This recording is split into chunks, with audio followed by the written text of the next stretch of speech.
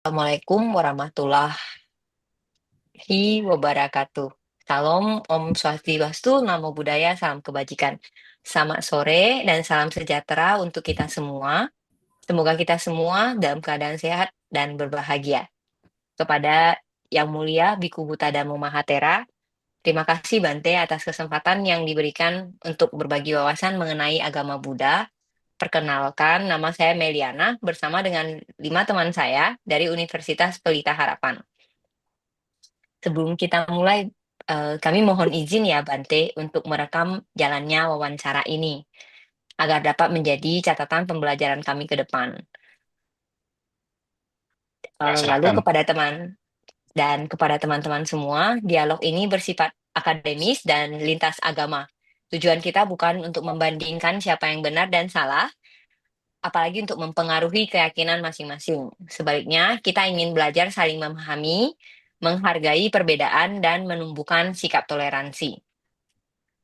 Teman-teman, izinkan saya perkenalkan, ini beliau adalah Yang Mulia Biku Buddhadhammo Mahathera. Beliau adalah biku yang sudah menjalankan masa wasa selama 25 tahun. Benar ya Bante?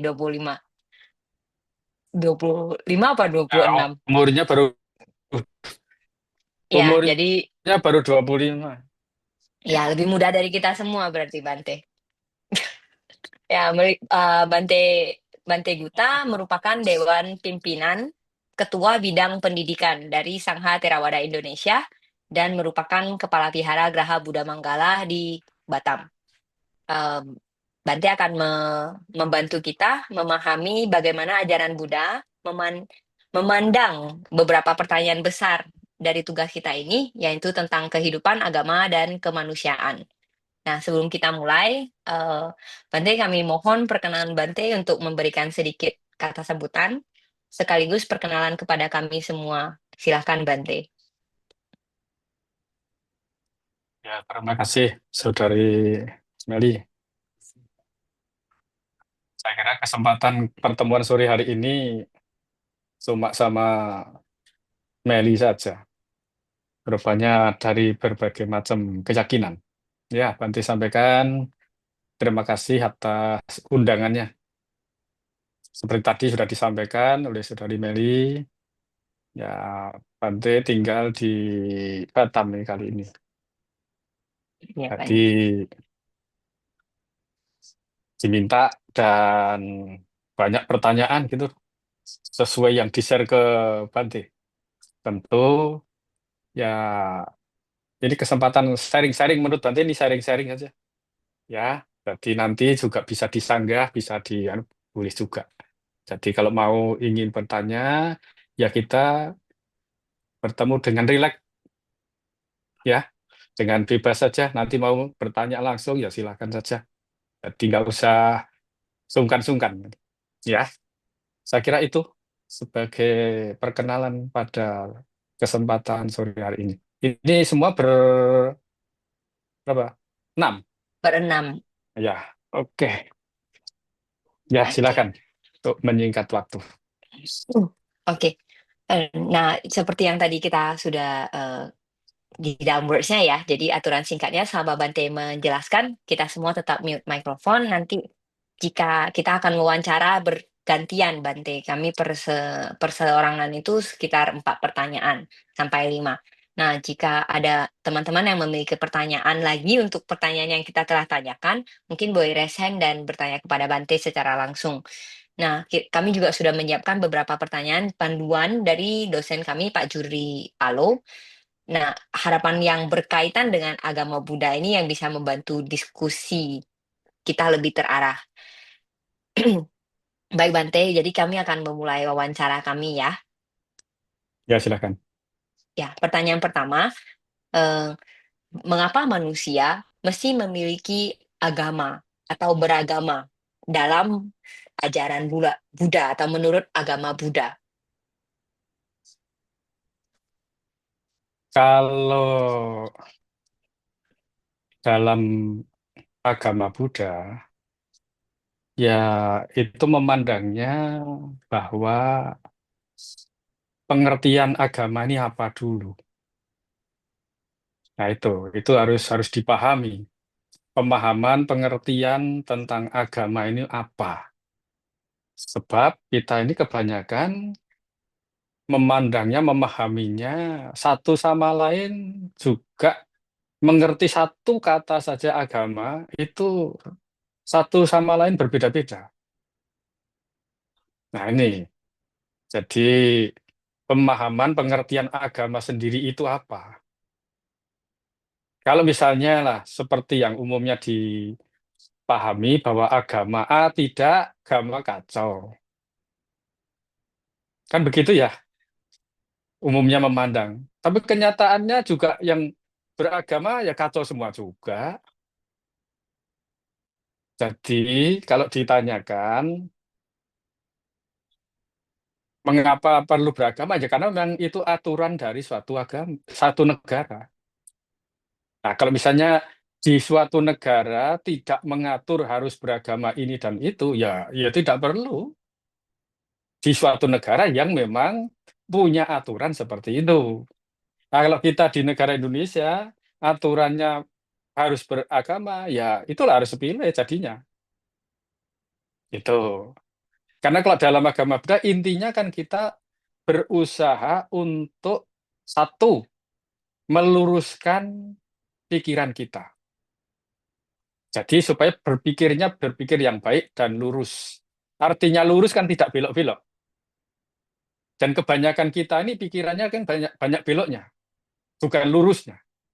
Menyimpang-menyimpangnya itu lebih banyak. Karena cara berpikirnya sudah menyimpang, tidak lurus lagi, membelok, bahasa lebih kasarnya kan sesat. Orang membelok itu sesungguhnya tersesat. Ya, jadi karena tersesat ya nggak sampai tujuan. Itu bahasanya. Jadi membelok, ya tidak lurus lagi, itulah bahasa yang kasar sering didengar, diucapkan orang itu kan ya sesat, keliru itu sesungguhnya. Ini meluruskan pikiran kita. Kedua, meluruskan ucapan kita. Jadi ucapan kita ini kan juga sering belok-belok, nggak sesuai dengan apa yang diucapkan dan apa yang dilakukan. Demikian pula karena pikirannya sudah belok, ucapannya belok, otomatis perbuatannya juga membelok. Nah, dalam agama Buddha, itu dalam jalan utama berunsur delapan, itu kan ada delapan. Satu adalah pengertiannya benar. Kalau sudah pengertiannya benar, diharapkan pikirannya benar. Kalau sudah pikirannya benar, nanti ucapannya jadi benar. Kalau sudah ucapannya benar, perbuatannya benar. Kalau sudah perbuatannya benar, usahanya benar. Kalau sudah usahanya benar, daya upayanya benar. Kalau sudah daya upaya benar, pengingatan benar. Kalau sudah pengingatannya benar, tentu keteguhan pada nilai-nilai luhur itu benar. Nah, ini ada delapan yang namanya jalan utama, jalan Arya berunsur delapan. Itu. Dari mana pertama itu bisa benar? Dari pengertiannya. Nah, kalau pengertiannya saja sudah mulai belok, ya otomatis belok agama apapun. Kalau sudah belok pengertiannya akan belok. Jadi, nah, kalau ditanya kembali, apakah kita perlu atau penting? Ya, itu kembali kepada kesepakatan satu negara itu. Jadi kalau misalnya suatu negara memutuskan ya mau nggak mau ya harus harus ngikut kan. Namanya kita hidup dalam satu negara dan negara punya aturan. Tapi kalau misalnya suatu ketika di Indonesia misalnya diubah ya di KTP tidak ada kolom agama ya tinggal pilih mana itu sungguhnya. Nah, kalau di Indonesia yang disahkan kan ada enam itu ya pilih salah satu. Mungkin ada tambahan lagi itu yang keyakinan itu. Nah, itu. Jadi kalau ditanyakan dalam pemahaman agama Buddha, ya, karena intinya Guru Agung Buddha Gotama ini mengajarkan Dhamma agar kita bebas dari dukanya itu. Karena apa duka? Karena kita ini lahir, karena lahir otomatis tua, sakit, mati. Nah, supaya bebas dari lahir, tua, sakit, mati, itulah sesungguhnya yang ditunjukkan. Nah, pengertian agama ini apa? Ini ya harus dipahami lebih jauh lagi. Saya kira itu jawaban singkat. Kalau mau Baik, langsung Bante. ditanyakan nggak apa-apa, Pak. Santai saja ini. Nggak usah, A- supaya Ada yang lebih lebih anu, komunikatif. Silakan. ada yang ada yang punya pertanyaan nggak ya, teman-teman? Belum ada Kameli di pertanyaan selanjutnya. Ya, oke. Oke. Baik, jadi kita lanjutkan ke pertanyaan kedua. Eh, Tujuan beragama menurut agama Buddha, Bante. Ya, kalau kita tadi yang sudah dibahas bahwa kita memang beragama, hari ini ditanyakan tujuan agama Buddha. Tujuan agama Buddha ya supaya bebas dari penderitaan, supaya tidak lahir. Sebab makhluk yang tidak lahir kan pasti tidak akan tua, tidak akan sakit, tidak akan mati. Nah, Hmm. bagaimana caranya supaya tidak lahir? Harus melenyapkan namanya pengotor batin. Nah, pengotor batin itu ada 16 macam. Nanti Banti sebutkan tiga saja. Yang utama itu loba, dosa moha. Loba itu keserakahan. Dosa kebencian. Dan moha, kebodohan batin. Nah, ini tiga ini akar keburukan. Jadi akar keburukan kita ini sesungguhnya yaitu keserakahan, kebencian, kebodohan. Ini satu sama lain saling berkaitan. Nah, tujuan kita sebagai umat Buddha melenyapkan tiga akar keburukan ini.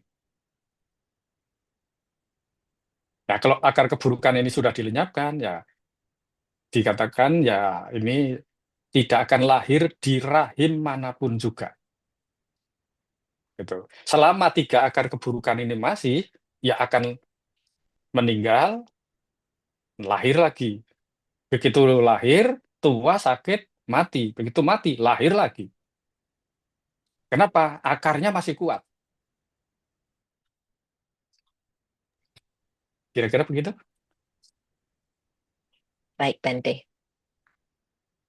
Jika ada pertanyaan, di raise hand ya. Jika tidak, kita langsung lanjut. Apakah boleh seperti itu? Hmm, Oke, oke. Jadi Bante, berarti kita lanjutkan ke pertanyaan Hmm. ketiga. Ketiga, menurut Saya kira agama nggak usah Buddha, yang lain nggak usah di mute saja, biar langsung nanti yang mau tanya langsung, oh boleh. langsung nggak buka aja, karena ini cuma benam. Jadi nanti yang mau tanya langsung silakan langsung gitu aja, biar agak Oke, lebih nyaman, baik. nyingkat Baik, waktu Bante. juga. Bante, pertanyaan ketiga, Mm-mm. menurut Bante, mengapa di dunia ini terdapat banyak agama, Bante? Ya, ini jawabannya susah-susah gampang. Kenapa banyak agama? Karena kita memang lahir sudah banyak agama. Kenapa banyak agama? Karena cara pandang orang kan macam-macam. Gampangnya ngomong, ini kan karena sudah banyak salesnya. Hmm. Karena sudah banyak salesnya jadi susah itu jawabnya. Itu. Jadi karena sudah banyak cara pandang dan mengaku kelompok ini kan dalam tanda kutip kan ya boleh katakan ya jualan lah. Itu dalam tanda kutipnya itulah itu. Ini merasa yang paling, ini yang paling paling semua merekrut ya sistem MLM itu berlaku sih ya. Nah itulah kita sudah hidup itu sudah memang sudah banyak agama juga. Hmm. Itu. Dan di suatu negara tadi kembali lagi aturannya ya ada yang membolehkan berapa. Walaupun dibolehkan misalnya 6 atau berapa, nyatanya yang lain-lain juga masih ada juga. Nah, itu ya karena ini urusannya tuh itu kan sesungguhnya ya tiga. Urusannya tuh tiga yang paling besar pengaruhnya. Harta, tahta, wanita. Itu urusannya ke sana itu kebanyakan. Jadi ini berat ini. Oh. Hmm. Jadi Jadi nanti kan memang hubungan karena ke situ ketiga hal itu. Ya ini kurang menurut mengerti pandangan Bante Bante loh ya. soal. Ya ini menurut pandangan Bante. Ya, kalau salah ya dimaklumi. Betul.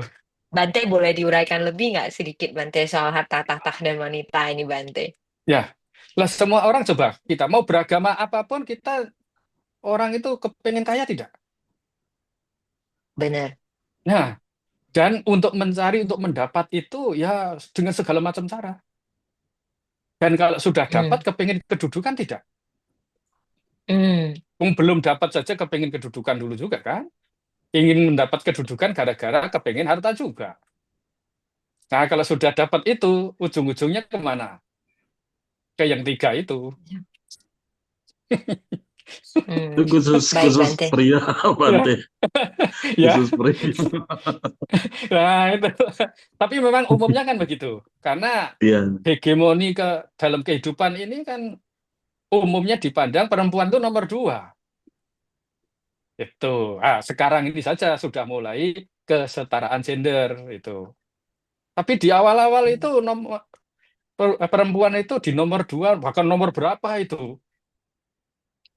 Hmm. Nah, sekarang dengan adanya hak asasi, nah mulai ini ada peran wanita mulai diangkat. Di Indonesia ya dari mulai Kartini, nah, itulah mulai derajat wanita itu diangkat. Terus sebelum-sebelumnya itu ya nomor-nomor sekian, bukan nomor dua lagi. Itu. Makanya kalau di bahasa Jawa, ada yang dari Jawa nggak nih? Di Jawa itu kan, di bahasa Jawa kan Banyak ada Bante. itu istilahnya. Jadi perempuan itu ya tugasnya cuma itu masak, masak, Jaur. mana. Nah, tuh. Jadi urusannya cuma dapur, cuma punya anak, ya itu. Jadi urusannya cuma itu. Untuk pegang yang lain ya nggak dikasih peran. Nah, seorang sekarang ini saja mulai diangkat perannya, ya, kesamaan gendernya. Nah itu. Kalau zaman-zaman dulu, ya itu berat itu. Begitu ya Mengerti kira-kira. Bante. Ya. Terima kasih Bante. Nah, kita ini pertanyaan terakhir dari saya Bante. Hmm. Eh, Mengapa manusia perlu mengembangkan toleransi beragama dan dialog agama-agama Bante? Ya sebenarnya toleransi tidak harus agama-agama. Toleransi itu kepada semua. Karena apa? Kita ini sesama manusia. Dan kalau boleh lebih jauh lagi, ya sesama makhluk. Hmm, Semua makhluk sekecil apapun ingin bahagia tidak? benar. Dan ingin bahagianya itu bahagia sendiri atau bersama-sama. Bersama-sama Bante. Nah, kalau ingin bersama-sama ya ini toleransi bukan hanya agama, toleransi kepada lingkungan. Kalau lingkungan saja sudah dihabisi, ya kita tinggal Hmm, menunggu waktu untuk bencana saja. Gitu. Maka orang-orang yang memahami akan pentingnya lingkungan ini, dia tidak merusak lingkungan sembarangan, akan menjaganya dengan baik. Jadi kata toleransi di sini tidak hanya toleransi hanya manusia, kepada makhluk-makhluk lain pun harus toleransi loh. Karena dengan adanya makhluk lain itu kan membuat jadi dunia ini seimbang. Nanti kalau misalnya makhluk itu salah satu saja punah, itu jadi tidak seimbang, akan banyak penyakit juga. hmm, Misalnya burung pemakan tikus itu habis. Nanti kan tikusnya berkembang biak. Karena apa? Lingkungannya sudah tidak seimbang. Ya bahasanya diarahnya ke toleransi juga. Sama manusia juga kalau toleransi ini tidak dikembangkan, digaungkan, ya akhirnya apa? Manusia sesama manusia juga bunuh-bunuhan juga. hmm, Jangankan manusia, semua yang ada di dunia ini ya kepinginnya dikuasai semua. Itu gara-gara apa? Tiga akar keburukan tadi, keserakahan, kebencian, kebodohan. Yang akhirnya jalannya jadi membelok. menyimpang. Hmm. Bahasa kasarnya itu tadi disebutkan sesat, keliru. Nah, itu. Nah, di kata toleransi ini kan ya kata toleransi ini kan jadi apa ya, bisa-bisa jadi ambigu juga. Nanti kan misalnya Meli di jalan melanggar rambu-rambu lalu lintas. Terus ditangkap polisi. Nah, terus Meli pakai uang sekian ngomong sama polisi, Pak, minta toleransi ya. Saya bayar sekian. Nah, ini itu kan karena minta toleransi.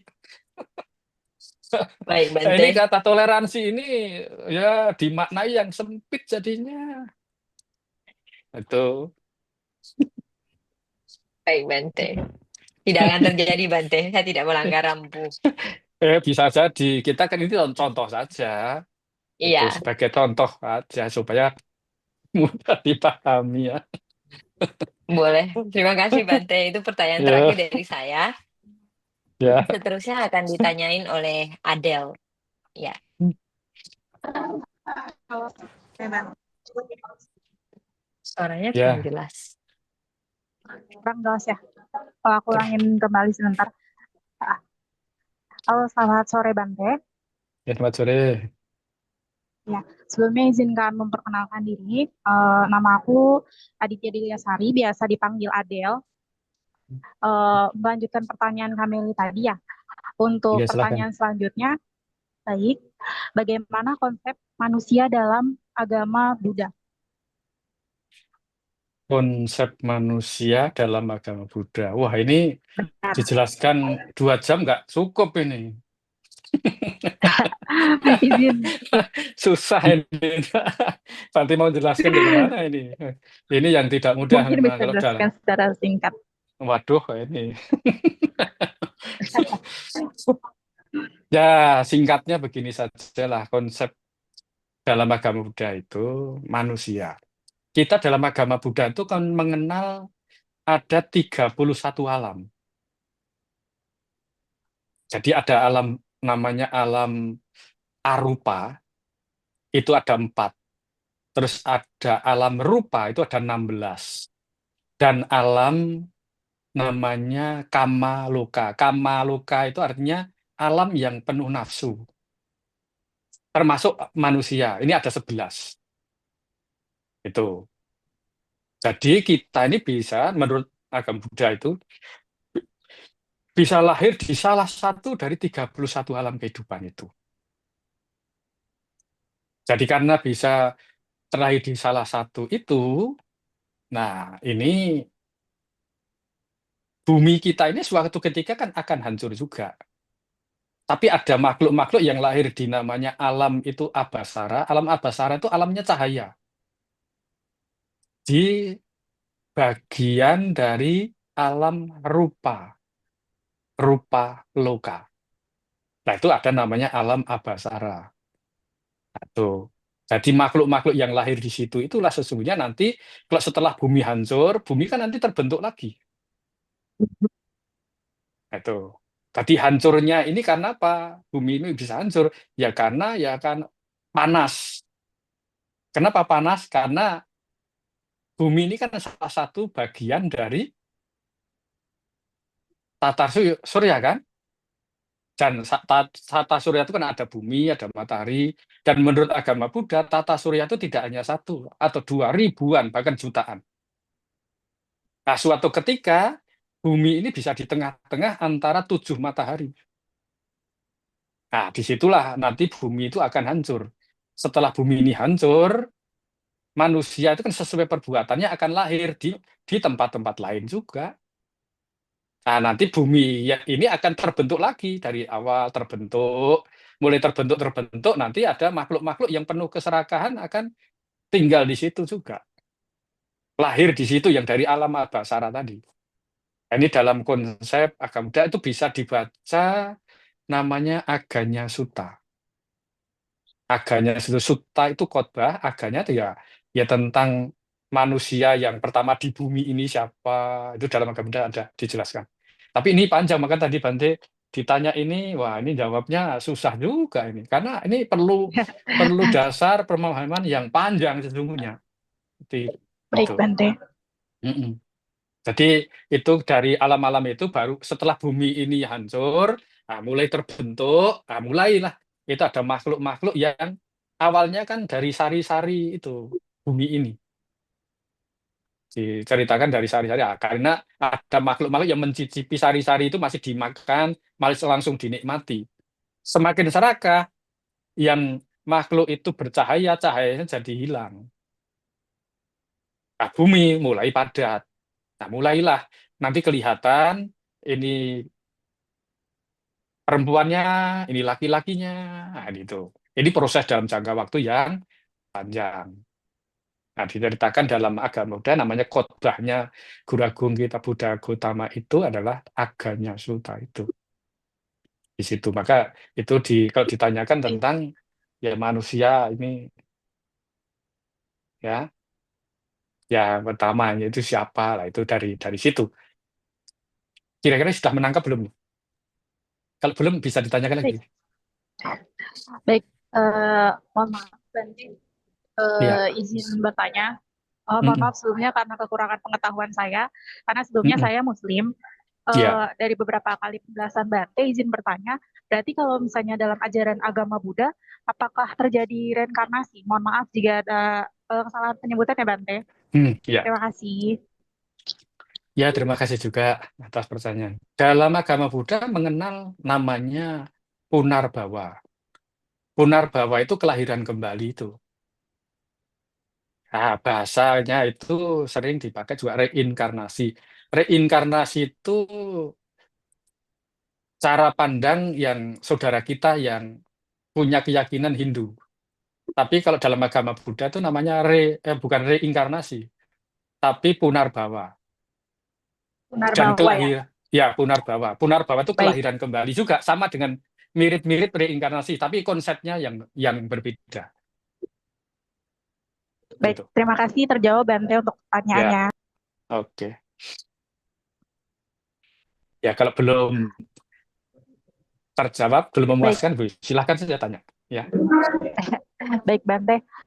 Izin lanjut untuk mohon maaf untuk jawaban yang untuk konsep manusia sudah selesai ya Bante ya, untuk oke. jawabannya. Baik, izin lanjut untuk pertanyaan selanjutnya Bante. Bagaimana konsep dosa dalam ajaran agama Buddha? Konsep dosa, tadi kan sudah Bante sebutkan. Dosa ini ada temennya lagi dua. Ada loba, dosa, moha. Jadi dosa dalam agama Buddha artinya apa? Kebencian. Gitu. Jadi kebencian ini ada temennya lagi, keserakahan, dan ada temennya lagi, satu namanya kebodohan. Nah, di tiga hal ini kerjasama yang baik itu. Jadi konsep dosa dalam agama Buddha namanya adalah kebencian. Bahasanya iritasi Baik itulah. Bante, Ya, ya, oke. baik Bante. Untuk ke pertanyaan selanjutnya Bante. Ya, silakan. Baik. Untuk pertanyaan selanjutnya, bagaimana konsep keimanan dalam Buddha? Konsep keimanan dalam agama Buddha, kalau dalam agama Buddha itu namanya Saddha, Saddha. Nah, Saddha itu artinya keyakinan. Nah, keyakinan di sini dalam agama Buddha ya keyakinan terhadap satu tentang namanya kalau dalam bahasa kitab suci agama Buddha itu ini Tathagata Bodhisattva, keyakinan terhadap pencerahan Guru Agung kita Buddha Gautama. Kedua, namanya Kama Sada, keyakinan terhadap perbuatan. Ketiga, Wipaka Sada, karena kita berbuat punya keyakinan terhadap akibat. Jadi kalau kita berbuat, ya harus meyakini juga tentang akibatnya. Karena kita berbuat kan pasti ada akibatnya. Dan yang keempat adalah memiliki keyakinan tentang kama sakata sada, yaitu bahasa Indonesianya itu kita memiliki perbuatan sendiri-sendiri. Ini. Jadi nanti kalau dijelaskan lagi dari 4 hal ini, ya sebagai umat Buddha memiliki keimanan atau keyakinan terhadap satu tentang ketuhanan yang Maha Esa. Punya keyakinan terhadap 4 kebenaran Arya. Punya keyakinan terhadap tiklakana. Tiklakana itu tiga corak umum. Nah, jadi 3 hal itu ada 3 tematik lakana. Punya keyakinan terhadap kelahiran kembali, namanya punarbawa tadi. Dan keyakinan terhadap paticca samuppada, kemunculannya bersebab. Jadi sesuatu yang muncul itu pasti ada sebabnya. Nah, ini tentang keimanan, keyakinan dalam agama Buddha. Demikian. Sudah menjawab belum? Baik, Bante. Oke. Eh, boleh dilanjut ya, Bante, untuk pertanyaan selanjutnya. Ya, silakan. Yuk. Baik, untuk pertanyaan selanjutnya, bagaimana Tuhan dalam agama Bante? Lalu siapakah Tuhan? Terima kasih untuk pertanyaannya. Nah, wah ini nyambung tadi ya. Jadi konsep ketuhanan sesungguhnya dalam agama Buddha bukan konsep Tuhan, tapi konsep ketuhanan. Karena kalau Tuhan kan jadi kata apa? Kata bendanya, tapi ketuhanan jadi sifatnya. Nah, dalam agama Buddha konsep ketuhanan itu adalah tidak terlahirkan, tidak dijelmakan, ya, tidak dilahirkan, tidak dijelmakan, tidak lahir, tidak dijelmakan, terus yang mutlak. Tuh. Jadi karena yang mutlak, inilah tujuan supaya tadi yang Bante sampaikan di awal, itu tidak lahir kembali. Kita tujuannya tentang itu. Kita mengembangkan yang namanya nilai-nilai bajik, nilai-nilai luhur, memiliki pengertian yang benar, agar kita bebas dari kelahiran, bebas dari duka. Tidak terlahir, tidak menjelma, tidak termusnah, yang mutlak. Nah itu ada 4 hal itu. Jadi ini Baik, konsep dalam ini ketuhanan dalam agama Buddha itu. baik, Bante. Maaf, aku mau tanya sebentar. Kalau Ya. misalnya kalau misalnya untuk saya sendiri kan saya Muslim, dan jika ditanya konsep Tuhan, bukan konsep sih, jika ditanya siapa Tuhan kamu, maka saya akan menjawab Tuhan saya adalah Allah Subhanahu Wa Taala, ada wujudnya. Berarti kalau misalnya untuk make sure aja di sini, berarti kalau misalnya untuk dalam agama Buddha di sini untuk Tuhan sendiri itu dalam bentuk keyakinan, kepercayaan atau sifat gitu ya, Bante? Ya kalau di dalam agama Buddha, karena itu konsep ketuhanan dalam Buddha sebagai tujuan akhir. Baik. Nah itu. Jadi kalau misalnya sudah tidak lahir, kira-kira namanya siapa ya nggak bisa disebut juga, karena sebagai tujuan itu. Baik, Bante. Ya, Untuk pertanyaan itu. saya sudah selesai, boleh dilanjutkan ke teman saya selanjutnya. Terima kasih. Oke. Terima Selamat kasih sore, juga. Bante. Ya, Mas Sore. Bante, perkenalkan, nama saya Gali. Ya, terima Saya ada kasih. beberapa pertanyaan. Boleh kita Ya, mulai, Bante, silakan. pertanyaan dari Ya, saya. silakan langsung Terima aja. kasih, Ya. Bante. Yo, sama-sama. Pertanyaan pertama, bagaimana konsep kitab suci, proses terjadinya kitab suci, dan bagaimana bisa disebut sebagai kitab suci, Bante, dalam agama Buddha? Yang pertama, konsep kitab suci, proses terjadinya kitab suci, dan bagaimana bisa disebut sebagai kitab suci. Kitab suci. Wah, ini panjang juga ini kok dijawab ya. Harus Iya, harus Bante. singkat ini ya. Waduh. Jadi dalam agama Buddha itu kitab suci agama Buddha namanya Tipitaka atau Tripitaka. Ti atau tri itu artinya tiga, Pitaka itu artinya ya. Baik, terima kasih Bante. Satu lagi yang belum masuk ya. Oh, sudah semua ya. Ya sudah semua. Baik, Bante, kita lanjut ya. Ya, Pertanyaan oke, tiga silakan. pertanyaan. Ya, oke. Bagaimana asal mula manusia ada menurut agama Buddha? Nah, manusia ada ya tadi ada hubungannya yang ditanyakan di awal tadi. Karena setelah bumi ini hancur, kan ada yang lahir di alam namanya alam cahaya. Namanya alam Abhasara, itu di bagian dari 31 alam itu namanya Rupa Loka. Nah, mereka-mereka yang dari alam Abhasara yang bentuk cahaya itu tadi, itu nanti berusaha menempati bumi yang baru terbentuk itu juga. Ini, yang tadi Bante sampaikan dalam Aganya Sutta itu. Nanti bisa cari-cari di web itu tentang Aganya Sutta itu ada. Secara online itu ada, itu bisa dibaca. Baik, Bante. Selanjutnya, Ya.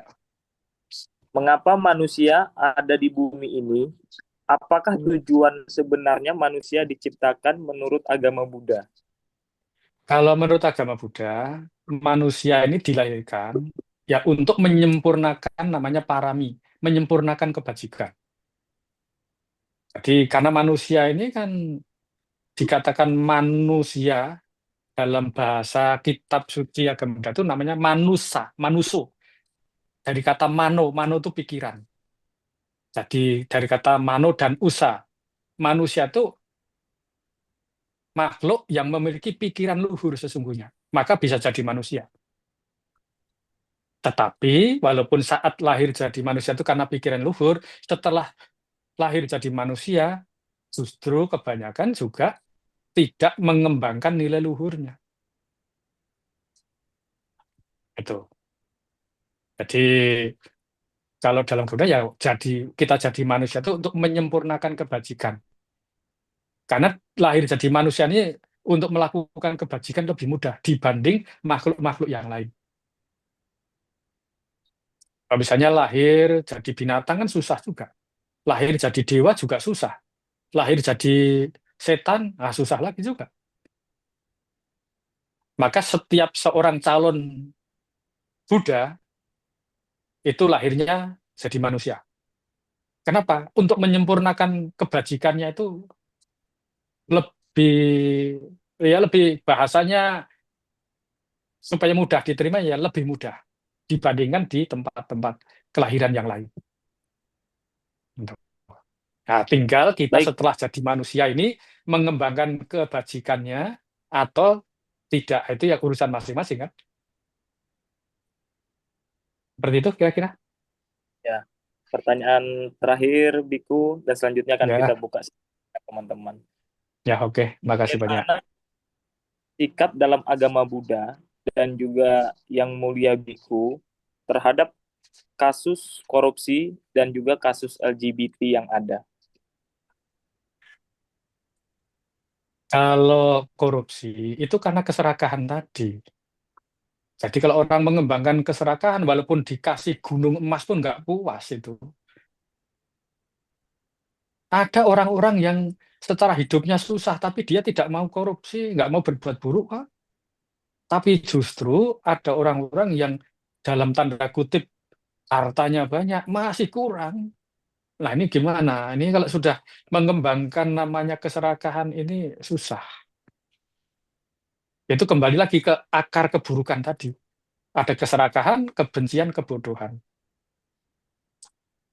Dan kalau orang mengembangkan namanya keserakahan, wah, mau dikasih berapa gunung emas pun nggak puas. Karena namanya orang serakah. Tidak merasa puas apa yang telah dimiliki itu. Nah ini sulit memang itu. Untuk mengukur ya, ini kembali kepada masing-masing individu. Jadi kita harus tahu diri lah itu. Kalau memang sudah cukup, ya selayaknya sih ya tidak. Tapi kalau kita tinggal di satu tempat, contohlah gampang yang contoh ini ya, kita tinggal satu kantor, teman-teman yang lain pada korupsi, kita sendiri nggak korupsi, bagaimana kira-kira? Tahan tidak? Ini pertanyaan Bante aja sih. Tahan tidak itu? Kebanyakan tidak tahan. Itu. Nanti jadi orang aneh itu. Lainnya korupsi semua kok tidak mau sendiri, pasti dikucilkan. Nah ini tantangan besar bagi orang-orang yang mau jujur itu. Ya, tinggal tahan atau tidak, kuat atau tidak, itu saja. Karena ditanyakan kembali pada diri masing-masing. Kedua, pertanyaan tentang LGBT. LGBT ini kalau dalam pandangan agama Buddha, kan dalam agama Buddha ada 5 latihan kemoralan. Bertekad tidak membunuh, tidak mencuri, tidak berzina, tidak berbohong, tidak mabuk-mabukan. Jadi yang bertekad itu diri sendiri. Bagi orang yang dikatakan LGBT, salah satunya penyebabnya adalah pelanggaran sila yang ketiga, yaitu tidak puas dengan nafsu seksual. Maka kalau jadi manusia yang tidak normal. Bisa jadi lahir jadi binatang. Nah, itu tadi. Yang ada hubungannya ayam jago tadi. Itu. Jadi sesungguhnya kalau kita punya teman yang tadi LGBT, segala macam itu, ya itu kitanya ini yang normal, ya kasihan sama dia, jangan dikucilkan loh. Nanti bisa sembuh itu. Kalau orang-orang sekitar itu memperhatikan dia, mengarahkan dia bisa menyetop kok itu kok tindakannya yang seperti itu. Nanti bisa mengarah lebih baik itu. Nah, persoalannya di Indonesia banyak yang jadi LGBT seperti itu malah dipersekusi. Kasihan itu, sayang itu. Ini. Jadi karena apa? Salah satu yaitu penyebabnya. Maka kalau sudah lahir jadi manusia kan nggak bisa milih lahir jadi manusia harus harus begini harus begitu tidak bisa. Kita yang memiliki pengertian yang baik dan benar membantu dia supaya lebih baik. Tapi ada juga ya yang awalnya normal setelah bergaul sama mereka malah jadi ikut ya, bukannya sembuh malah jadi ikut-ikutan. Wah, ini jadi bahaya. Saya kira seperti itu, saya persingkatnya. Terima kasih, Biku. Barangkali Ya, itu makasih banyak. sudah kami rangkum, sudah cukup jelas kami terima. Selanjutnya kami membuka sesi tanya jawab bagi teman-teman yang ada ingin pertanyaan. Silahkan langsung dipertanyakan Ya, sebelum silakan. kita.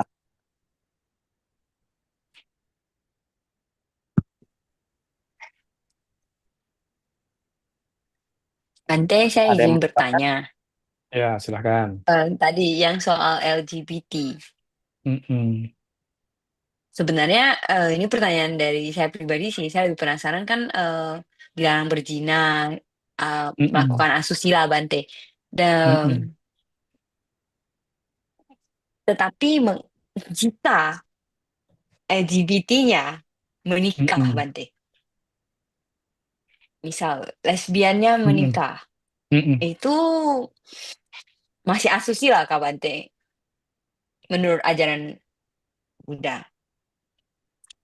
Kalau dalam ajaran ke Buddha itu dikatakan asusila itu kalau misalnya kepada orang satu di bawah umur, di bawah perlindungan kedua orang tua, di bawah perlindungan satu saja orang tua, salah satu kan bisa saja ibunya atau bapaknya sudah meninggal, di bawah perlindungan saudara karena orang tuanya sudah meninggal. Kalau sudah orang tuanya meninggal, saudara-saudara juga tidak ada, di bawah perlindungan itu sukunya. Kan ada tuh. Oh, Tuh. Kalau di zaman dulu, zaman di India tuh seperti itu. Nanti orang yang seperti itu dikasih tanda gelang atau apa di tangannya atau apa. Nah, itu perlindungan siapa. Kalau melakukan hal-hal seperti itu ya bukan.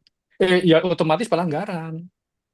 Tetapi kalau dia sudah besar, sudah memiliki jalan hidup sendiri, lepas dari tanggung jawab yang orang tua, karena memang ya sudah dewasa, ya dalam agama Buddha itu bukan satu pelanggaran sila, tetapi pelanggaran keserakahan tadi, tidak puas.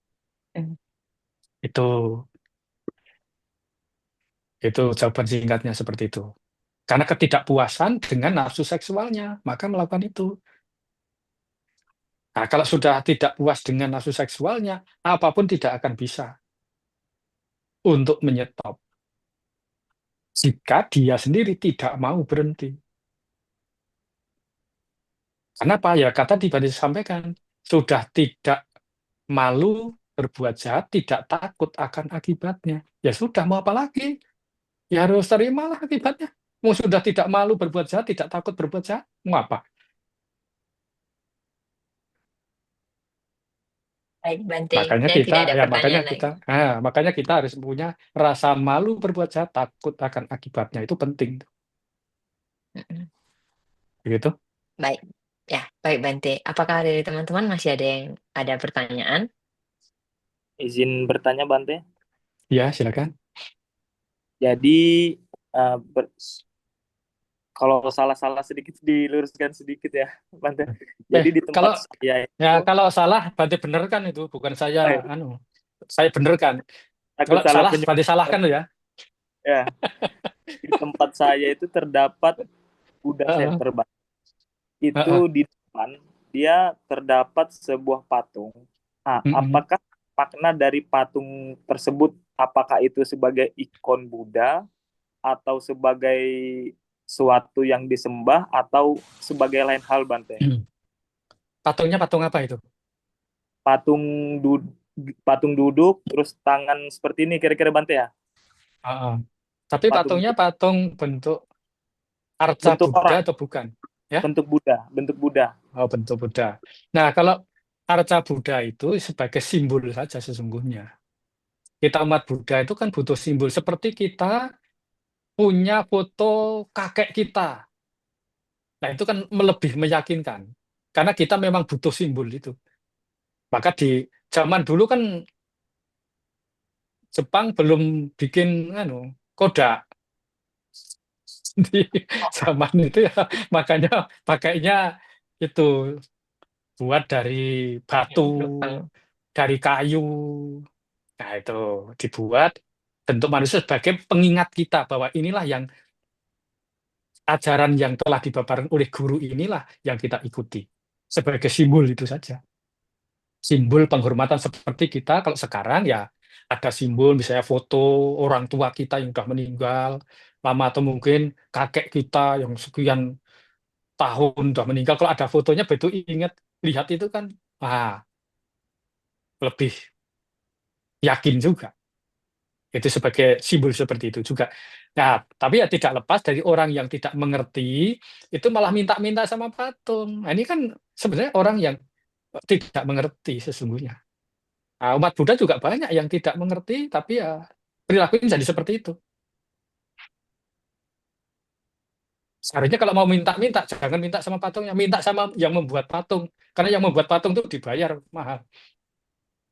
Minta bagian berapa persen gitu.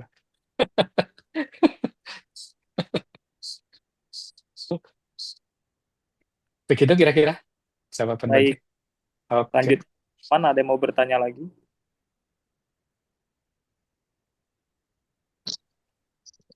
Selamat sore. Untuk suara saya Silakan. kedengaran nggak? Kedengaran? Kedengaran. Baik, Bante. Izin Iya. bertanya. Untuk Bante sendiri sebagai pemuka agama, bagaimana Iya. cara Bante menyikapi saat ada umat Bante yang ingin bertaubat seperti itu? Bagaimana? Malah kebanyakan Misal pada dia tidak punya bertobat dosanya, ya. ya. Ya. Kebanyakan yang ketemu Bante pada nggak mau bertobat ya.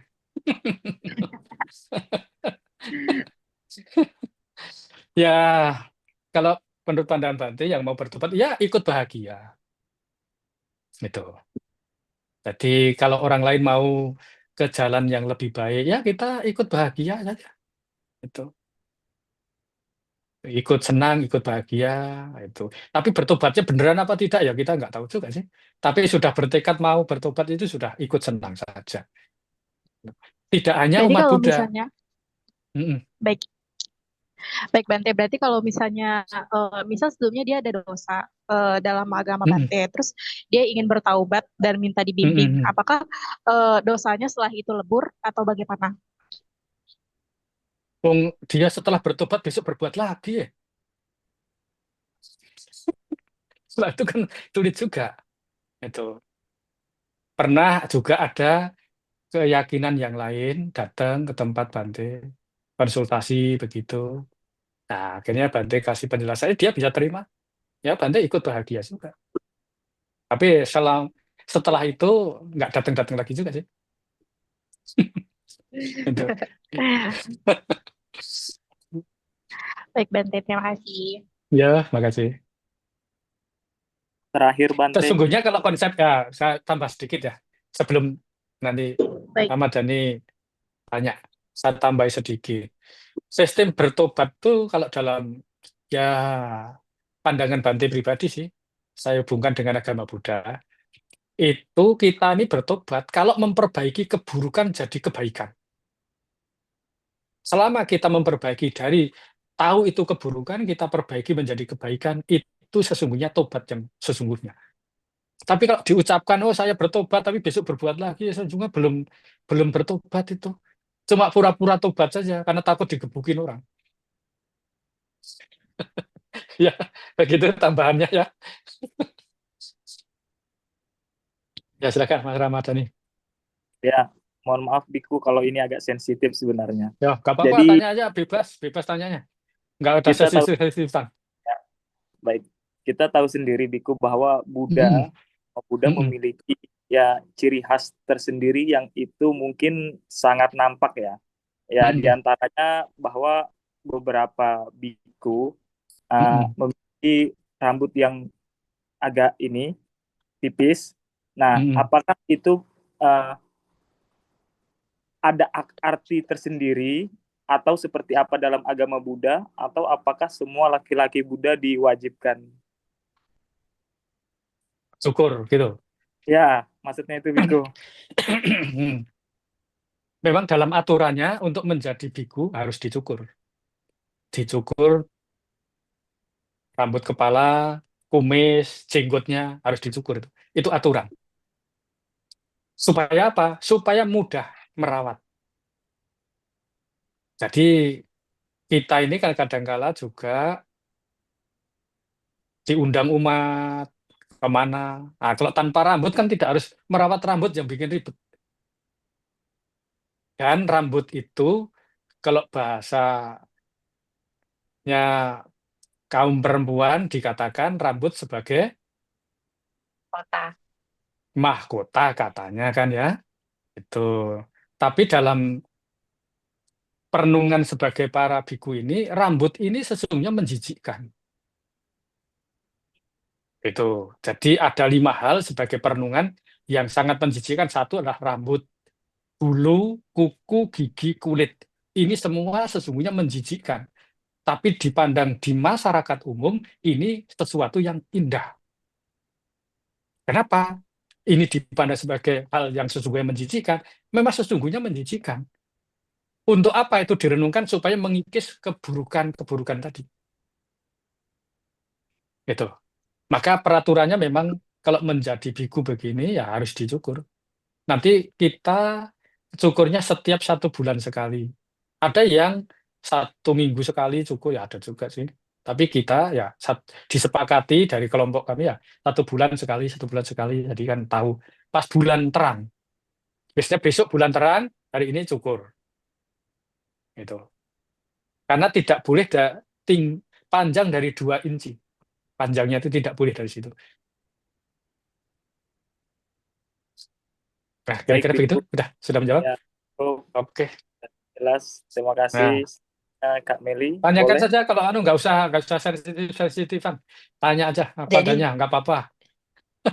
jadi Mas Dani itu bikunya yang dicukur. Umat Buddha yang pria itu pilihan mau dicukur apa enggak. Ya Bukan kalau kayak umat semua ya umat. ya kalau umat itu terserah itu mau cukur boleh tidak Mm-mm. ya nggak apa-apa. Mau potongannya seperti apa itu urusannya lah. Tapi kalau bagi para biku ya memang harus dicukur. Baik-baik.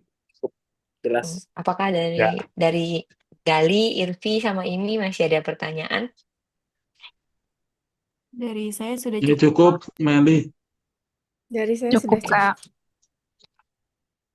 Ini juga. Oke. oke. Kalau bagi- Jika begitu kita tutup ya. Ini Zoom-nya ya. Terima kasih yang sebesar-besarnya Bante Ya, terima kepada kasih. Bante sore hari ini ujian. Diuji oleh dosen-dosennya 6. eh, Terima kasih, terima Bante. kasih. Ya, Terima makasih. kasih Bante. seringannya Bante. Ya, makasih Ya, banyak. Yo, masih. terus Yo. jika Terima kasih jika ada banyak. kata-kata jika ada kata-kata dari saya atau rekan-rekan saya yang kurang berkenan, kami minta maaf ya kepada Bante dan terima kasih banyak Bante. Ya, Bante juga Terima minta kasih, maaf. Bante. Karena Bante selingi job-job juga yang nggak berguna. supaya Berguna Bante. supaya sedikit ada senyumnya. Kasih Iya. Bante. Ya, makasih Terima banyak. kasih Bante. Oke. Yuk, Terima masih. kasih, Terima Bante. kasih Bante. Sore Izin, Bante. Le. Ya, ya, sore. Makasih. Yo. Makasih. Ya. Ya, kita sambil tunggu Bantenya. Bante, ini.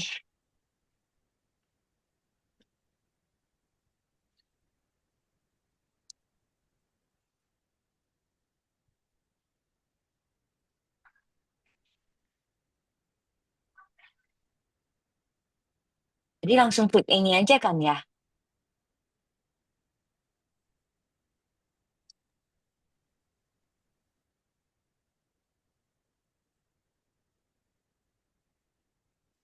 Hotel you can pay attention. Aku lah.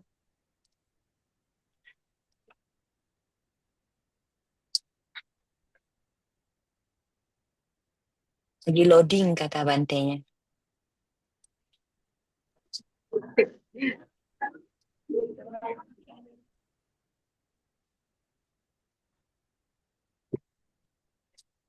Saya kalau Zoom gaptek nih, suruh bikin link saya juga belum pernah sih. Gak apa-apa. Biasanya dilempar link baru gabung, tapi kalau bikin link nggak pernah. Saya baru pertama kali juga berhasil bikin link. Keren, Kak Meli. Biasanya dari orang main masuk Biasanya kayak ini. gak masuk ya.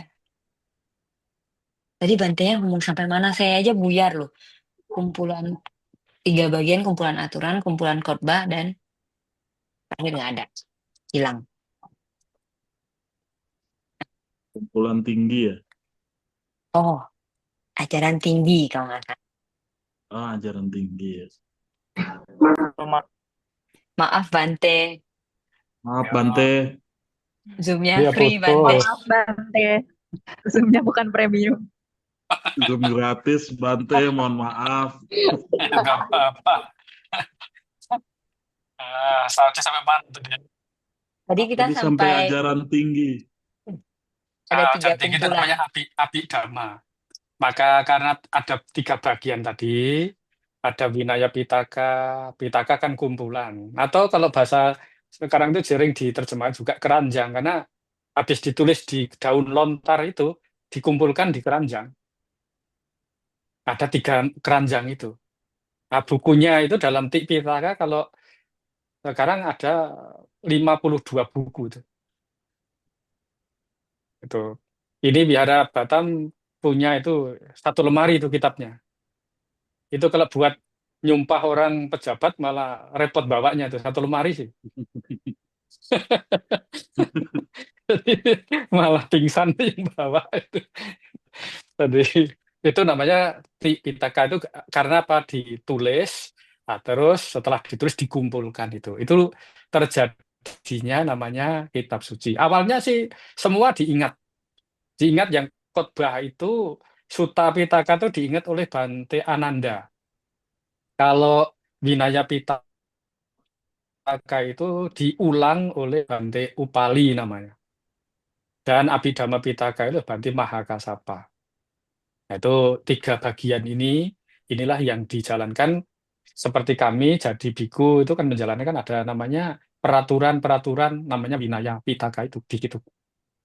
Dan kita belajar khotbah-khotbahnya, nah itu di dalam Sutta Pitaka. Semua itu ada 84.000 pokok dhamma. Artinya 84.000 pokok-pokok ya perihal-perihal lah yang telah dibabarkan oleh Sang Buddha. Ini khotbahnya di mana, kepada siapa, tentang apa itu. Sudah menjawab belum ini? Sudah Bante. Terima Oke, kasih. ya makasih. Mohon izin yang selanjutnya Bante. Ya silakan. Bagaimana konsep iblis atau setan dalam agama Buddha, Bante? Konsep iblis atau setan dalam agama Buddha. Ya kalau dalam agama Buddha, kita sih saja manusia itu kadang-kadang juga jadi kadang jadi dewa, kadang jadi iblis, kadang jadi setan, kadang jadi binatang, gitu. Kadang juga jadi manusia. Ini kita manusia. Nah, kalau kita meneruskan ilmunya seperti iblis itu dilanjut-lanjutkan, ya ini sukses jadi iblis itu tadi. Karena jadi setan itu gara-gara apa? Gara-gara keserakahan sesungguhnya. Gitu. Semakin serakah arah-arahnya ke sana. Nanti kalau kebenciannya kuat, ya jadi binatang. No. Kalau mau jadi manusia, ya ada 5 hal yang harus dijalankan. Bertekad tidak membunuh, tidak mencuri, tidak berzina, tidak berbohong, tidak mabuk-mabukan. Nah, itu nanti bisa jadi manusia lagi. Dan manusia beneran itu, bukan manusia jadi-jadian. Kan ada manusia iblis kan, manusia tapi perilakunya, wah, kebenciannya luar biasa. Sama orang lain nggak suka. Terus ini kalau kita renungkan kan bukan manusia sesungguhnya. Nah, fisiknya saja. Casingnya memang manusia, tapi isinya kan bukan manusia, model begitu. Nah, kita juga sering-sering kadang ya jadi setan, kadang jadi iblis, kadang jadi dewa, kadang jadi manusia. Nah, ini kalau dalam agama Buddha, karena semua itu kan dari perbuatannya. Nah, kalau pas baik ada orang yang susah ngasih bantuan, yang bahkan orang lain tidak bisa bantu, kita bisa bantu. Itu kan asli didewa-dewakan tuh. Oleh orang lain yang kita bantu itu pasti didewa-dewakan. Minimal, Pak, kita akan sebagai manusia yang sangat baik, dipuja sebagai manusia yang baik. Tapi kalau kebalikannya, kalau nggak di setan-setan kan di binatang-binatang kan juga. Nanti kebun binatang sebut semua juga. Gara-gara perilakunya memang tidak mencerminkan sebagai manusia.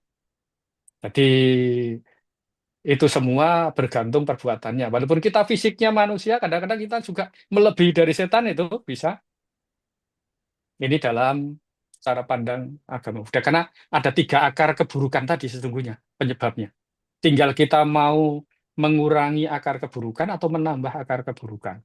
Kalau kebencian, keserakahan, kebodohannya ditambah, ditingkatkan, wah, jadi iblis yang sukses sih, walaupun casingnya tuh bentuknya manusia.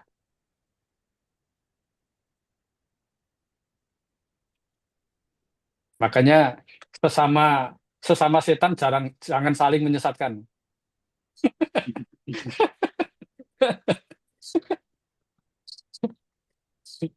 Ini untuk job saja ya, supaya jangan Iya. tegang. Terjawab sih Bante. Oke, Cuman oke. ya. Pertanyaan selanjutnya mohon izin Bante. Ya, silakan. Bagaimana konsep ibadah atau ritual dalam agama Buddha, Bante? Lah, tentang ritual ini banyak macam. Jadi ada ritual yang mendatangkan manfaat, ada ritual yang tidak mendatangkan manfaat. Tuh.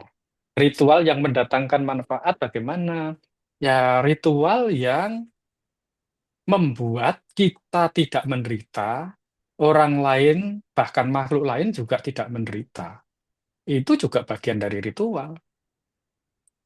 Tuh, tuh, Mas Galih atau Pak Galih itu nanti nyebutnya ya. Mas, Bante, Mas, masih muda saya. ya. Ah, Mas Galih punya peliharaan apa di rumah?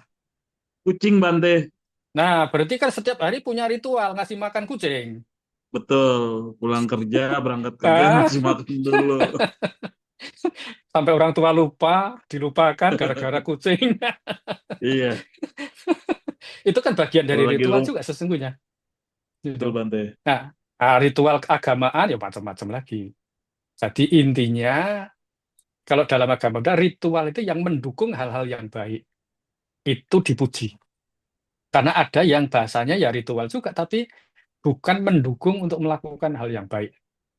Justru ritual untuk melakukan yang buruk itu tidak dipuji. Itu nanti kalau dijabarkan panjang itu tentang ritual, karena memang kita sesungguhnya sukanya ritual. Itu. Makan bareng-bareng itu kan ritual juga tuh. Oh iya.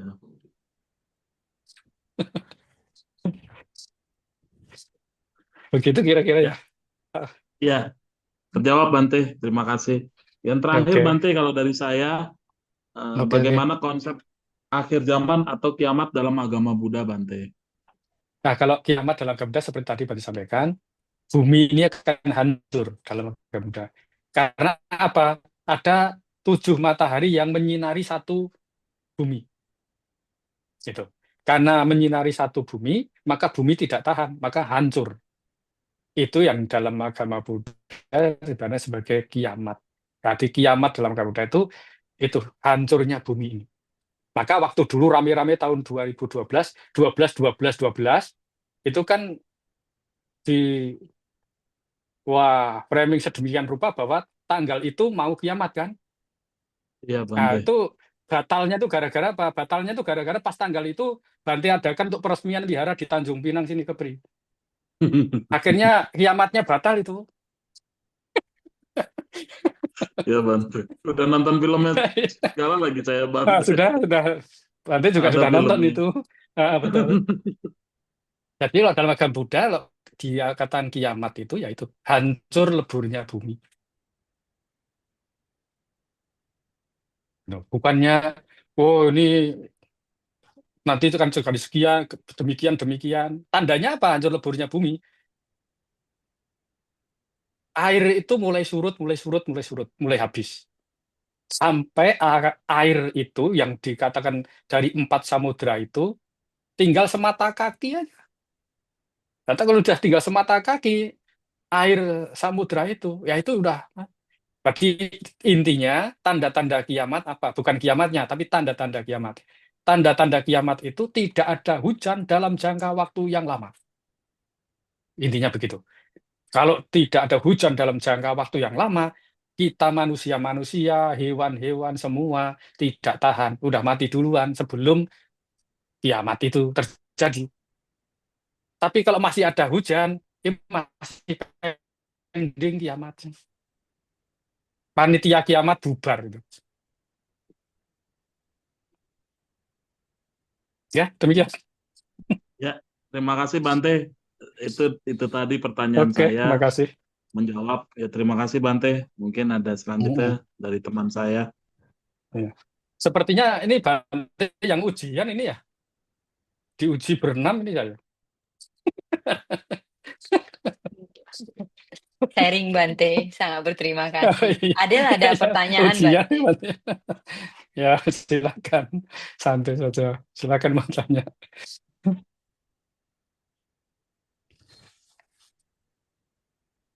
Suaranya kok nggak ada?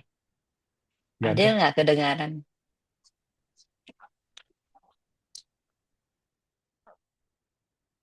Nggak kedengaran Adelnya. Selanjutnya Mbak Irvi ya, kalau nggak salah. Atau Oke, Adel ketik aja. Adel ketik nanti kita tanyakan kah? oke. Lanjut di saya ya. Ya, Ya, oke. silakan. Selamat sore Bante. Ya, selamat sore. Perkenalkan saya Irvi Bante. Ya, Yang ingin saya tanyakan Bante mengenai mengapa ada banyak orang yang jadi ateis dan agnostik dan bagaimana itu menurut Bante? Ya, yang tadi Bante sampaikan, karena sesungguhnya kan agama tujuannya kan supaya tidak kacau, tapi nyatanya kan sudah beragama malah nambahi kacau itu. Akhirnya mereka kan jadi ragu-ragu ini benar atau tidak. Itu. Jadi itulah, jadi orang memilih cara pandang yang seperti itu. Karena apa? Ya sudah ketidakpercayaan dengan apa yang selama ini diyakini. Sesungguhnya di situ.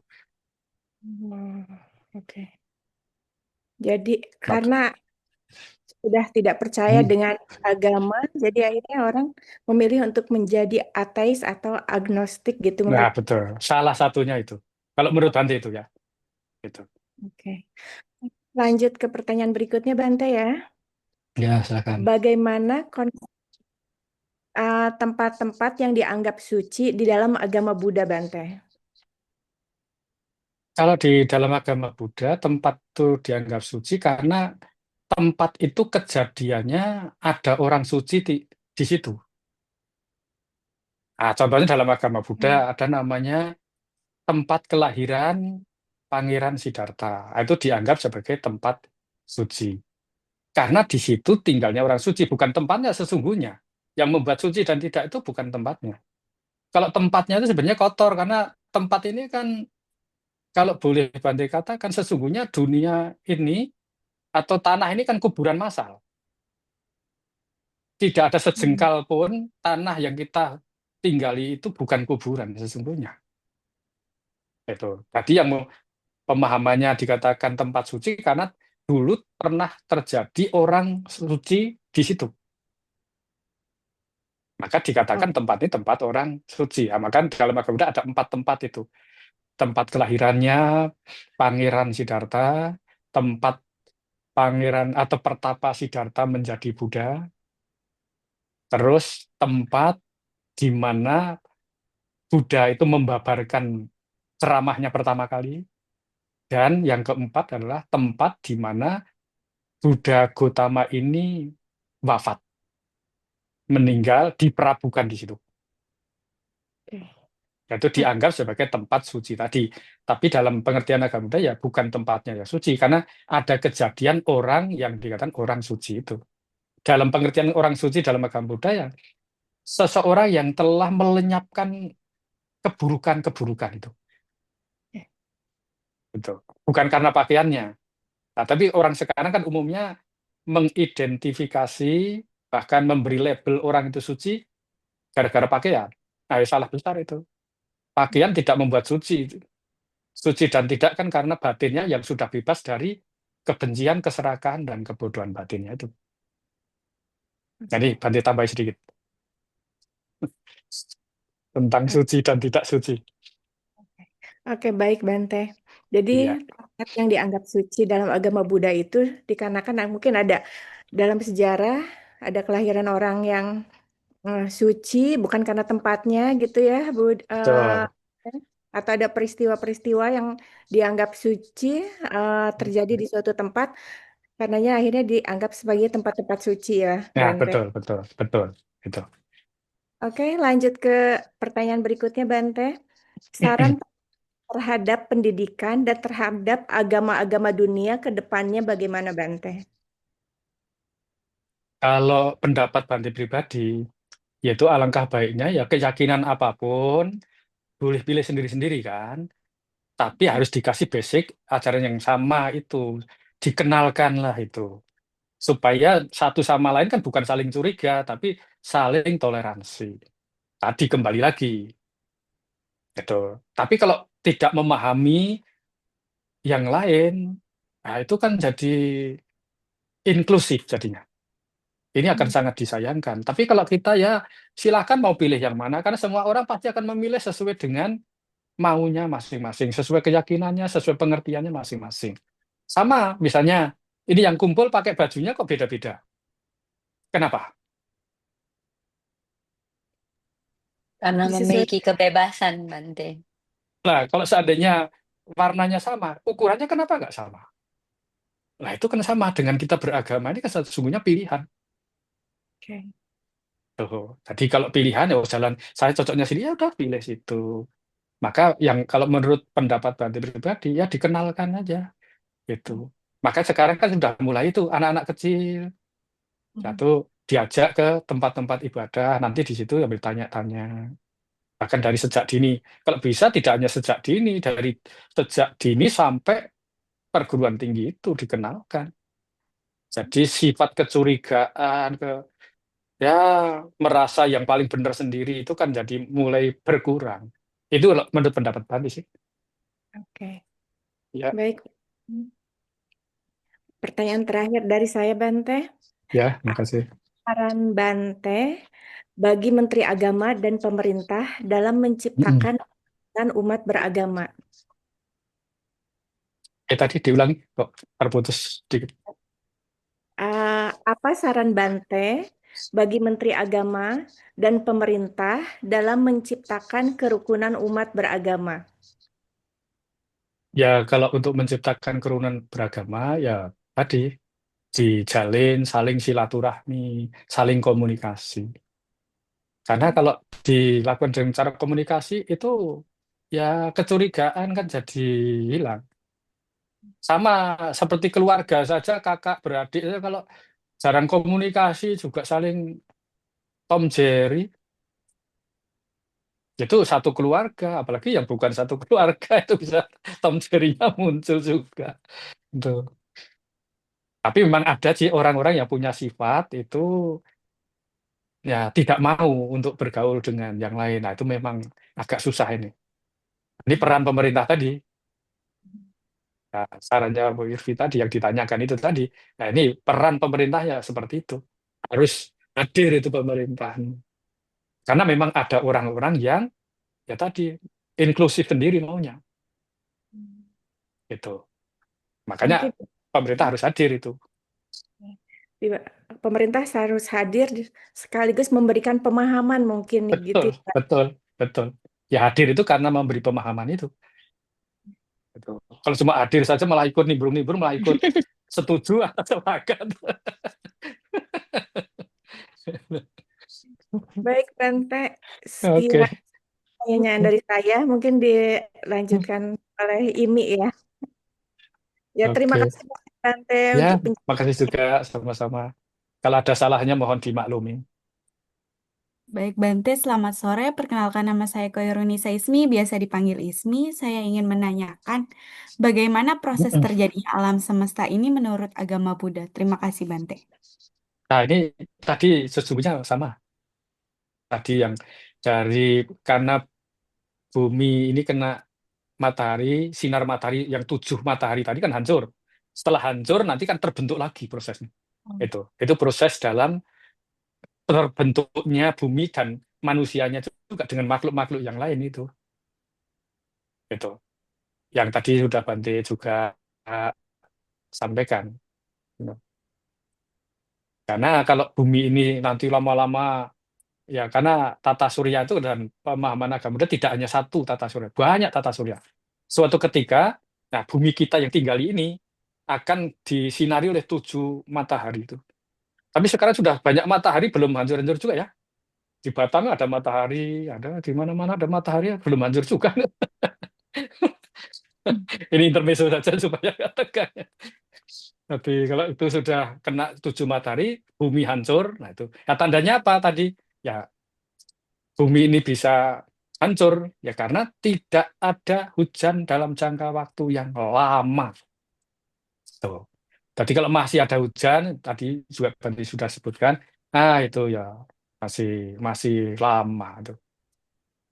Itu nanti setelah hancur, nanti kan otomatis setelah hancur itu terbentuk lagi. Karena itu sebagai proses. Baik, Demikian, Bante. bisa menjawab? Bisa, terima kasih. Pertanyaan Oke. selanjutnya, apa peran mahasiswa dalam dialog dan toleransi beragama menurut agama Buddha, Bante? Nah, peran yang sangat besar bagi para mahasiswa itu kesempatan yang berharga.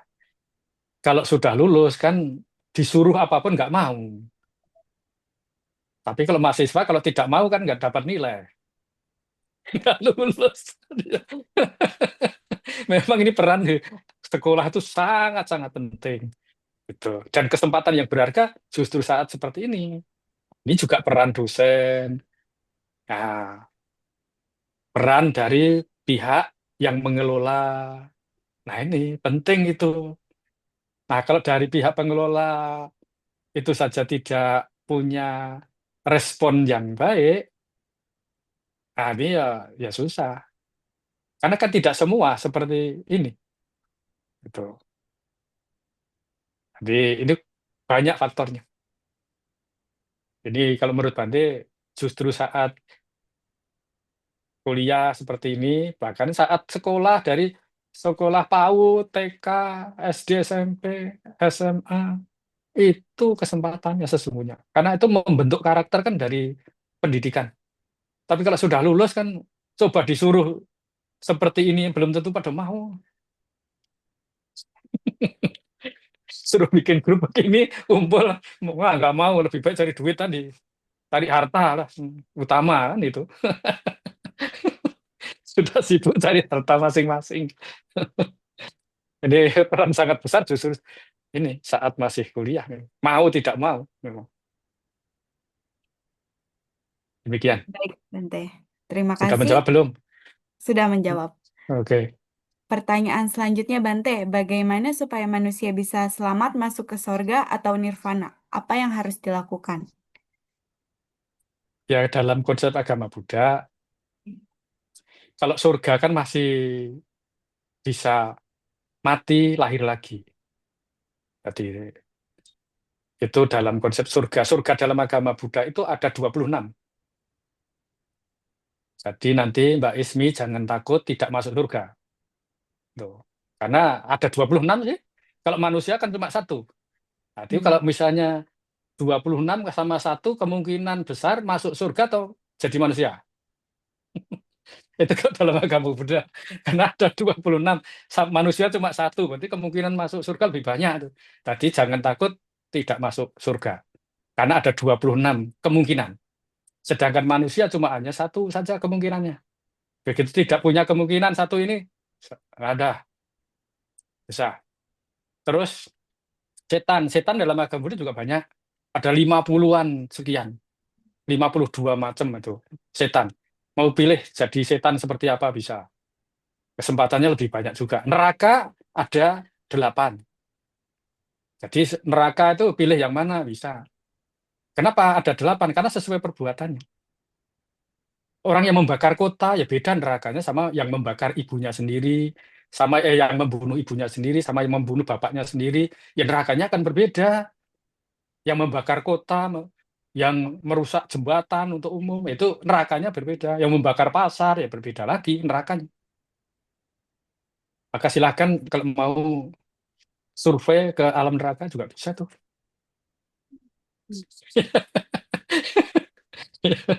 Itu.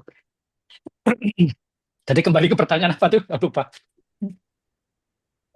Supaya bisa selamat masuk ke sorga atau nirvana. Kalau dalam agama Buddha supaya selamat itu ke nirvana atau nibbana itu. Gitu. Di nirvana atau nibbana itu sesungguhnya ya kalau sudah ke situ sudah tidak akan lahir di rahim manapun juga. Harus melenyapkan tadi akar keburukannya itu. Keserakahan, kebencian, kebodohannya dilenyapkan. Nah, itu nanti sudah tidak lahir lagi. Ibaratnya pohon kan akarnya sudah mati. Kalau pohon akarnya sudah mati, otomatis nggak bisa tumbuh lagi. Selama akarnya ini masih tumbuh, pohon itu diibaratkan, pohon itu akan tumbuh terus juga. Itu dalam konsep, dalam pemahaman agama Buddha. Maka loba itu sering juga dikasih gambar itu. Maka nanti kalau misalnya ke tempat ibadah kami, ke wihara, ada namanya lukisan atau apa, itu kan ada babi, ular, ayam jago. Nah, ini sebagai simbolik keserakahan, kebencian, kebodohan itu. Jadi babi gigit ekornya ular, ular menggigit ekornya ayam jago gigit ekornya babi. Itu ketiga-tiganya saling berkaitan. Nah, babi itu lambang apa? Lambang kebodohan. Kenapa lambang kebodohan? Karena babi kan kerjanya makan, tidur, makan, tidur. Itu. Makanya kalau kita punya teman yang kerjanya cuma begitu, ya sudah. Itu dikasih bab satu. Nah, bab satu kan BABI kan, babi. Kalau orang punya kebencian, nah, kebencian itu ular. Nah, ular itu begitu kita berpapasan, nggak apa-apa, dia langsung mematok kita juga. Itu sebagai memudahkan untuk mengajarkan dengan gambar, dengan relief gitu. Dan ayam jago. Kenapa yang dipilih ayam jago? Karena ayam jago itu walaupun satu induk menetasnya sama, nanti kalau sudah besar ya dihajar juga. Nah, makanya kalau ingin jadi ayam jago, ya itu silahkan ngumpulkan babon-babon yang banyak. Tahu babon?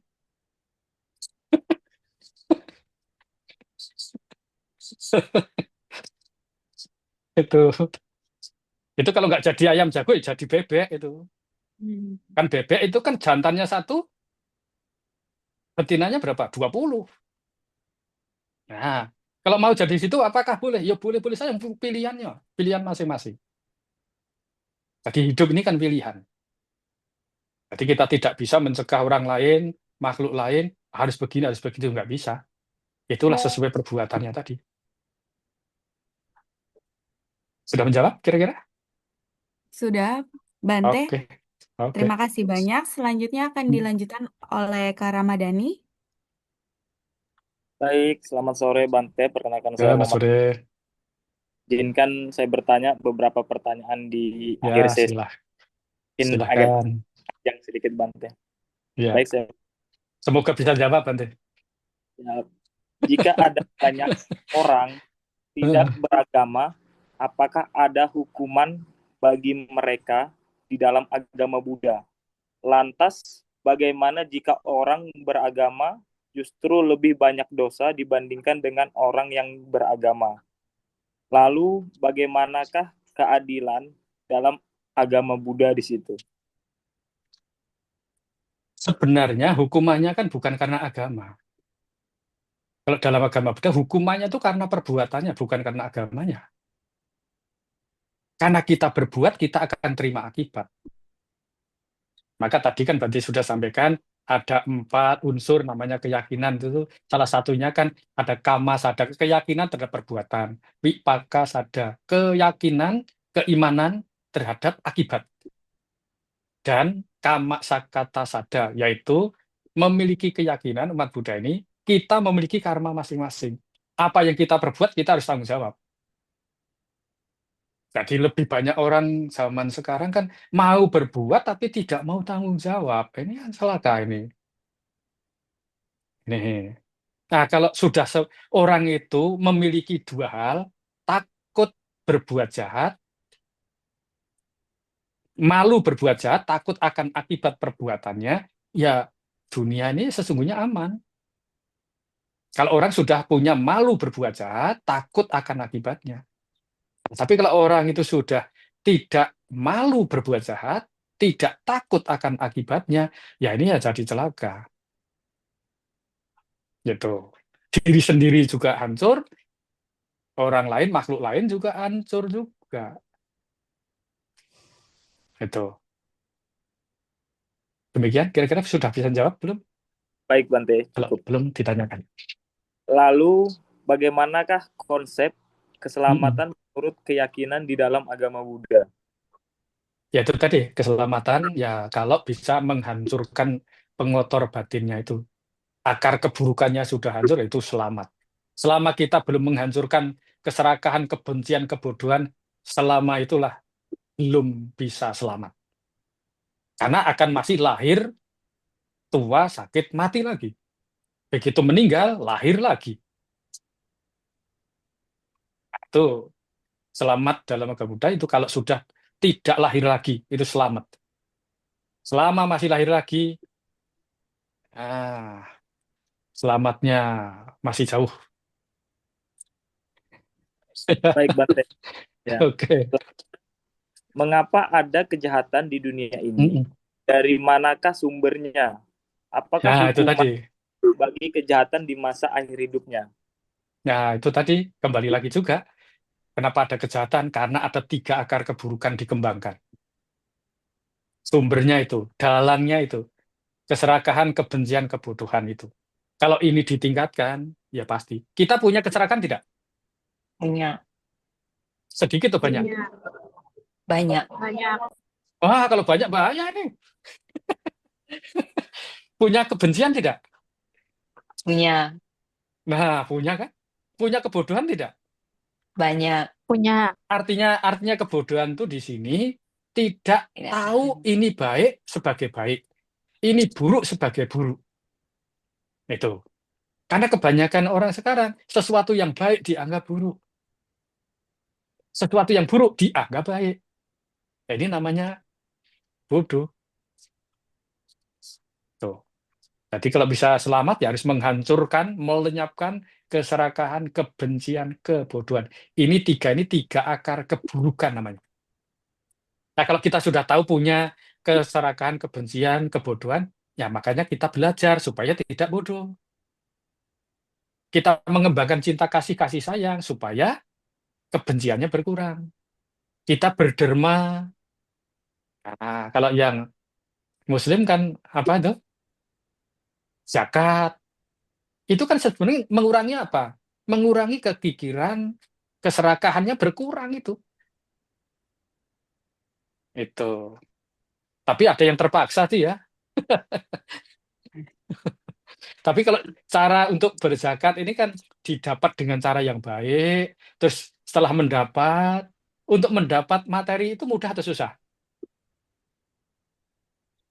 Susah-susah Susah atau mudah, mudah? Bante. Susah. Sesungguhnya susah. Tapi kalau orang punya rasa kasihan, kasih sayang, punya belas kasihan, walaupun mencarinya susah, setelah mendapat yang didapat dengan susah payah, mau berbagi loh. Coba bayangkan, itu kan orang yang punya nilai luhur, kasih sayangnya itu. Tapi ada juga yang setelah mendapat susah payah nggak mau berbagi. Ya ada juga. Ini namanya ya menambah keserakahan. Nanti orang-orang yang susah dibagi, dikasih santunan, apa macam-macam. Itu karena apa? Karena punya rasa kasih sayang. Itu. Jadilah keserakahannya berkurang. Nah, dan orang kalau sudah mengembangkan hal-hal yang baik seperti ini, wah bahagianya luar biasa. Sulit diukur oleh materi. Itu banyak orang yang cerita setelah melakukan kebajikan, wah saya bahagianya bisa berhari-hari itu. Itu. Coba bayangkan itu, kalau sudah sampai seperti itu, wah rasa bahagianya itu luar biasa. Sulit diukur oleh materi. Bahkan dia ngomong, orang ini ngomong sama Bante sendiri, tuh, saya sulit membayangkan bahagianya saya ini seperti apa. Setelah membantu orang lain, dan orang lain itu juga bahagia. Ikut bahagianya luar biasa. Ini orang yang cerita sama Bante demikian. Ini salah satu untuk mengikis keburukan tadi. Supaya ya kita, tadi, ya selamatillah bahasanya. Bante, Iya. Bante, maaf, ini kita sisa 1 menit 37 detik. Saya ada kirimin Ah, Bante Zoom baru lagi, Bante. oh gitu. Eh, Nah, oke. karena masih Nanti ada kalau 3 pertanyaan. nggak boleh, ya lah. Nanti Terima kasih, tunggu Bante. tunggu Kasih, Bang. ya tunggu meninggal ya. Zoom-nya kan, Bante. Iya. Oke. Oke. Sudah menjawab belum ini? Mas Daninya kemana? Boleh kan? Terputus ya? Bante, kita pindah ke Zoom satu lagi aja kali Ya, ya, boleh boleh. Bante, sisa. Ya, Ya, boleh terima boleh. kasih, Bante. Oke, masih.